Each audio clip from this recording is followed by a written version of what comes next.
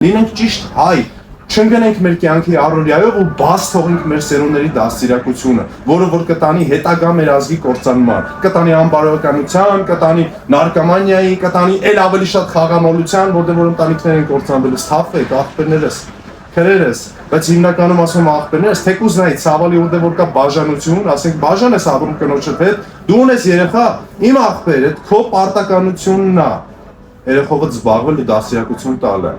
Կարող ցավալի է, տես, կարող է կնոջդ հետ չմիանա, չես ուզում ապրես, ես չեմ ցանկանում տես բան, ուզում եմ որ սաղը միացած ու հաշտապրեք, բայց եթե այդ իրավիճակում ես, դու պարտավոր ես երեխայի դաստիարակությունով զբաղվելու, որտեղ ինքը քոնն է, ինքը չի խնդրել քեզանից, որ դու իրան ծնես, եղբայր,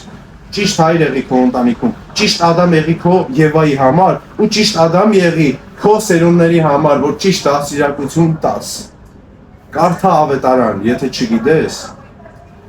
եթե տգետ ես, դա ամոթ չի ապրես, անգրագիտությունն ու տգիտությունը տարբեր բաներ են։ Ես էլ տգիտությունը լրացնում եմ ավետարան կարդալով, ինչը որ չեմ ընկալում եմ ավետարանից ու փորձում եմ դաստիարակել ինչ-որ մի հատ եղբոր կամ քրոջ թեկուզ։ Ես էլ դաստիարակում եմ մի հատ ինձնից էլ ավելի շատ բան հասկացող եղբորով ու քրոջով։ Հիշեք տղամարդիկ, մենք ենք գլուխը մեր ընտանիքների։